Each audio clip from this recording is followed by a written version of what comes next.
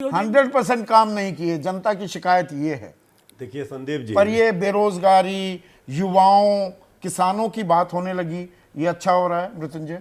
देखिए संदीप जी, देखा है देश की जनता ने पहली बार ऐसी झूठ की बहार, झूठ की बयार, झूठ की भरमार आदरणीय लालू प्रसाद जी ने आज आदरणीय मोदी जी से सवाल किए हैं। उन्होंने ये झूठ पर आखिर ये कितना झूठ बोलेंगे, दायां बायां पूर्व पश्चिम उत्तर दक्षिण, मतलब नौकरी पर झूठ, इतिहास पर झूठ, विकास पर झूठ, वादों इरादों पर झूठ, हर जगह हर बात हर सोच विचार में झूठ, परिवारवाद पर झूठ, भ्रष्टाचार पर झूठ, बंदा बीजेपी में आए तो राजनीतिक धंधा, विपक्ष में हो तो वो गंदा, ये भी झूठ। ऐसे झूठ की बहार में ये नहीं हो सकता 400 पार।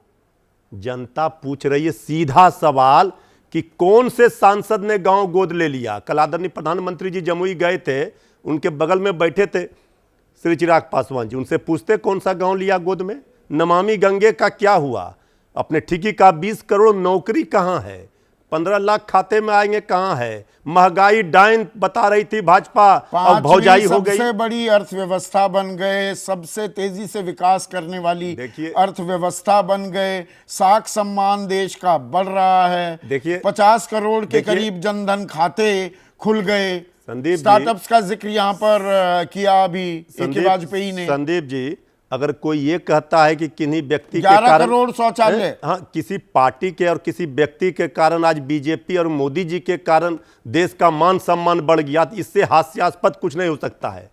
इस देश की 40 करोड़ जनता के कारण देश का मान सम्मान सब दिन रहा है और रहेगा, इसमें मोदी जी का कोई योगदान नहीं है। आदरणीय मोदी जी जिस जुमलेबाजी धोखेबाजी से जनता का वोट लेना जानते हैं, अब जनता एक एक का पाई पाई का हिसाब, 80 करोड़ लोगों को 5 किलो अनाज देने की बात करते हैं। 5 किलो अनाज देकर आप सोच रहे हैं कि 5 वर्ष फिर सत्ता मिल जाएगी, तो अब वो भूल जाइए। अब जनता ये जानना चाहती है, जो वादा किया वो निभाया नहीं, जो कहा वो किया नहीं, तो अब झूठ की भरमार से जनता को 400 पार नहीं चाहिए। अब जनता इनको 100 पार भी नहीं होने देगी। आप देख लीजिएगा ये लोकतंत्र की, ये तो चुनावी दावे होते हैं, पर ये गारंटी, अब ये खेल खुल गया है।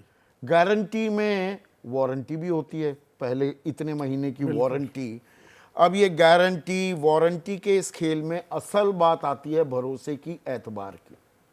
इसे किस नजरिए से आप देखते हैं? और कम से कम मुद्दे तो आने लगे फिर से मुख्य धारा में। अभी तक तो यही नहीं पता था ये चुनाव किन मुद्दों पर लड़ा जा रहा है। बिल्कुल, मतलब हमसे कम से कम खुशी की बात यह है, संतोष की बात यह है कि आज हम मुद्दों पर बहस कर रहे हैं और सार्वजनिक विमर्श में बेरोजगारी, महंगाई, गारंटी, इन पर चर्चा हो रही है, बजाय ये कि किसने क्या कह दिया, उसने क्या बयान दे दिया, जो फालतू के जो बातें होती थी।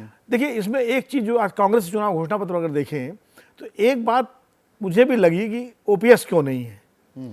फिर मुझे ये लगा कि चूंकि चिदम्बरम जी ने बनाया है ये और वो शास्त्री भी हैं, तो कहीं ना कहीं ओपीएस शायद उनके हिसाब से वायबल नहीं होगी, इसलिए इसमें उसको घोषणा पत्र में नहीं रखा। तो 2 साल से जो कांग्रेस चिल्ला रही थी, तो ये मैं कह रहा हूँ ना कि एक तो मंच से भाषण देना, और जब चीज़ों को लागू करने का वक्त आएगा तो कम एक बात यह है कि आपने उन्हीं बातों को रखा है जिनको आप मानते हैं कि आप लागू कर सकते हैं। मतलब एक तरह से वो ये कह रहे हैं 1 लाख अप्रेंटिसशिप के युवा को दे देंगे हर साल, गरीब परिवार की एक महिला को 1 लाख रुपए हर साल दे देंगे, 30 लाख नौकरियां, मतलब वो गणित फैला लिया। हाँ, जो डुएबल है वो उन्होंने रखा है। मुझे लगता है इसीलिए ओपीएस नहीं रखा, क्योंकि ओपीएस इनका बड़ा मुद्दा रहा है। अगर नहीं तो डाल देते ओपीएस, भाई 2 करोड़ के रोजगार का मुद्दा था घोषणा पत्र में उनके, लेकिन नहीं हुआ तो कौन सा कोई मुकदमा कर देगा जाकर के। लेकिन ये एक संतोष की बात मैं मानता हूं कि कम से कम जो आप डुएबल समझते हैं उसको आपने अपने न्याय पत्र में रखा है। लेकिन ओपीएस के मुद्दे पर कांग्रेस पार्टी को जवाब तो देना पड़ेगा। 10 करोड़ बीजेपी की भी अगर बात करें, बीजेपी कह रही है सीए, एनआरसी, 370, इसके बारे में कुछ नहीं बोल रहे, क्या वापस लागू कर देंगे या उलट देंगे फैसला।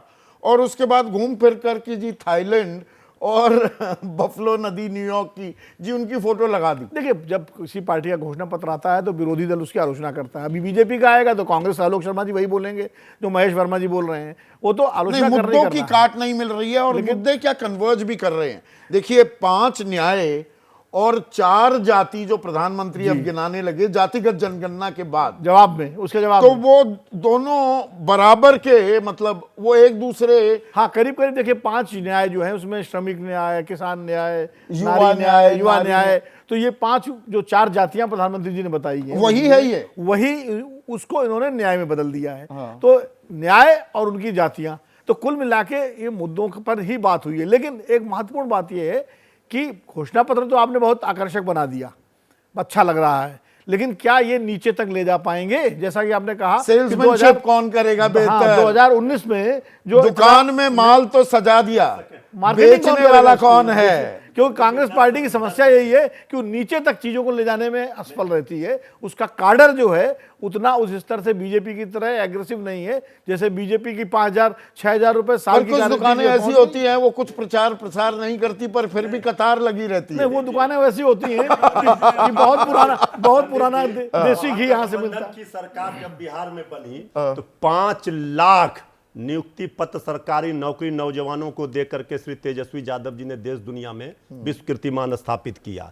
और यही आदर नीतीश कुमार जी कह रहे थे, कहां से लाओगे पैसा, कैसे देगा नौकरी, जब तेजस्वी यादव जी ने घोषणा की थी। ये जो हमारा संकल्प है, ये प्रमाणिक तौर पर लोगों ने, जनता ने देखा है 17 महीने में जो काम। अभी अब वो सेल्समैनशिप शुरू हो गई। जैसे ही मैंने सेल्समैन की बात की तो सेल्समैन शुरू हो गई है। मुद्दे देख लिए, मोटे मोटे वही हैं। देश हित की बात सब करते हैं, ऐसा नहीं है। तरीका पेश करने का, उसे आप तक पहुंचाने का कौन बेहतर कर पाएगा, इसकी भी लड़ाई होने वाली है। जैसे ही घड़ी का काटा दोपहर 2:30 पे आए, बबीता जी का दिल सास बहू साजिश के लिए मचल जाए। और ये है इनकी बहू, पूरे दिन ऑफिस की टेंशन हो जाए गॉन जब ये करें अपना फेवरेट शो फ्री टाइम पे ऑन। इनकी तरह आप भी देखिए अपना फेवरेट शो अपने टाइम पर और डाउनलोड कीजिए एबीपी लाइव ऐप अपने स्मार्ट टीवी पर।